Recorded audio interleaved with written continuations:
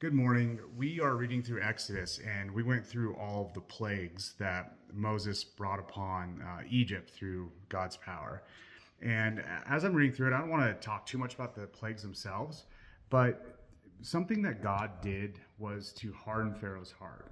And I don't have a complete understanding as to why he did this, besides, Pharaoh had his own magicians that, one way or another, could perform some of these miracles themselves.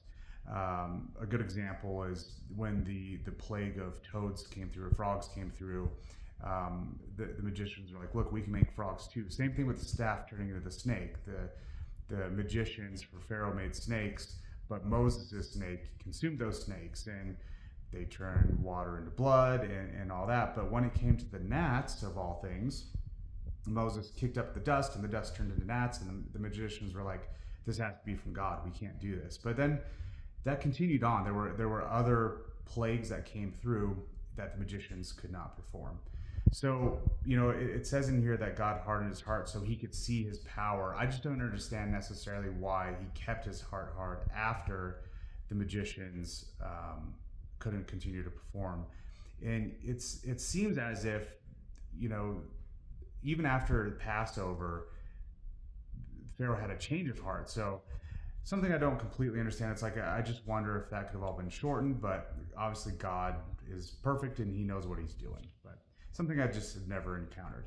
The other thing that I wanted to talk about is in here, and when it comes to Passover, it says, so we're in Exodus 12, and it says, anyone who eats anything made with yeast during this week will be cut off from the community of Israel. And that's actually the second time that it says that within, one paragraph. So it must be important, right? And I was thinking to myself, like, why would that seemingly random rule be put into the Old Testament? And so I decided to Google it. And what I came up with was that in Mark 9, which I have marked over here, Jesus is talking about the Pharisees. And what he's saying is that the Pharisees, just like yeast, the sin of the Pharisees, just like yeast and bread, can spread. And, it only takes like a tiny amount of yeast to go throughout an entire ball of dough and make the whole bread rise, right? So you just need a tiny little bit. And just like that, with a tiny little bit of sin, can corrupt an entire mind or an entire community. So, Jesus is teaching on the just utilizing yeast as a metaphor for sin.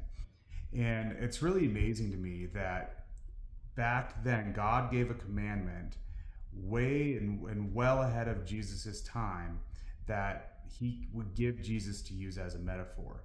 And then the reason that's part of Passover is that as people eat this unleavened bread, so the bread without yeast, it's to remember in the future what Jesus is going to teach about sin. And that just blew my mind. So I never really thought about that part of Exodus and reading the story of the plagues or hearing about the story of the plagues. But it's just really incredible how perfect the Bible is. It's perfect to the point of it being impossible to be written without inspiration from God. So pretty neat stuff. I'm going to continue on through Exodus, and I don't know if I'm going to kind of keep going linearly through the Bible or if I'll jump around after I get through Exodus, but so far it's pretty cool. I'm learning more every day. So make sure you guys are reading your Bibles if you're reading along with me. Again, I'm in Exodus, and I stopped this morning. Sorry, gotta turn back to my marker here. I stopped this morning at Exodus 13. So that's where we're at. All right, we'll catch you guys soon.